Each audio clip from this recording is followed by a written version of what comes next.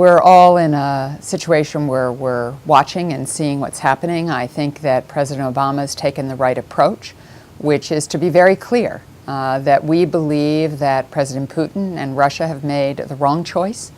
They have in fact entered Crimea and really undermining an agreement they reached in the Budapest Agreement, where in fact Ukraine gave up its nuclear weapons in return for guarantees about its territorial integrity. And now Russia has really undermined the international order around how one reaches these kinds of decisions.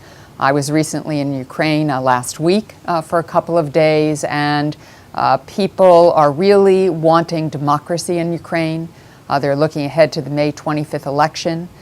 They want to send clear signals from the international community, so the president has done that now with 2 waves of sanctions, working with the other G7 leaders and with the European Union to impose rounds of sanctions, to say to Russia, there are consequences to these kinds of actions and you will be isolated from the international community. As you know, the G7's just announced that for now, Russia is suspended. And there is no G8 this year, and they will not be going to Sochi for a leaders meeting, but instead will hold their own meeting in Brussels as the G7. I think we all hope that President Putin does not take further action.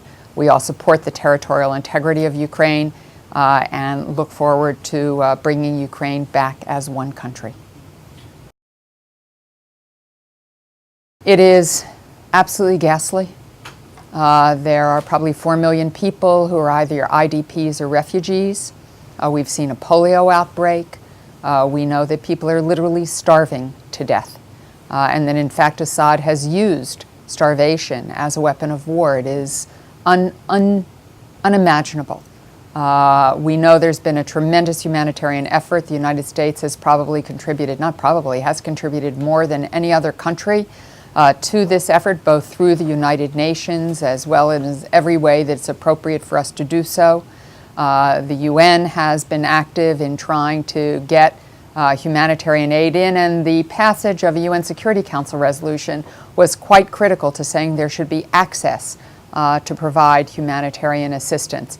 We still haven't seen all the action we need, and the real way to solve the humanitarian crisis is for Assad to really understand that he owes his people an end to the war, because it is only with a peaceful, non-military solution that we will see peace and we will see this humanitarian disaster end.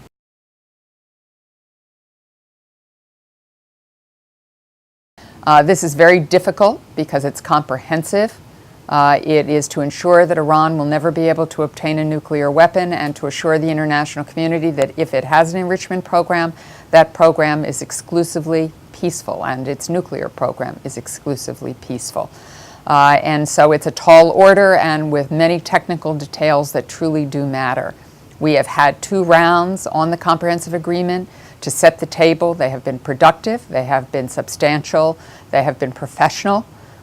We haven't gotten to the really tough negotiating part yet, and Iran will have to take some very difficult decisions in order to reach a comprehensive agreement. We are going to do everything we can to try to get there by July 20th. We all want to get there by July 20th, the end of the 6 months of the Joint Plan of Action, and that's what we're trying to do. I'd note that the IAEA just came out with a report saying for the 2nd consecutive month, Iran has kept all its commitments, and so has the P5+1 in the European Union. So that helps to build confidence in reaching a comprehensive agreement, but we're still a long way from having one. Well, I'd say they're very professional, very direct. We call each other by first names now. We all speak English, which is quite different than the past, and it certainly makes dialogue much easier when you don't have to go through translators. We know about each other's families, and we can email with each other, which is quite different than it's been in the past, and telephone each other when there are issues. But, you know, we have, as the President has said, decades of mistrust. That's not going to be overcome even if we get to a comprehensive agreement. We're still going to have a long road ahead. There are many things that Iran is still doing around the world that are quite concerning destabilizing territories, their activities in Iran, their support for Hezbollah, the human rights abuses that take place inside of Iran. These are all continuing issues, and I'm sure, unfortunately, will continue even if we're able to reach a comprehensive agreement on their nuclear program.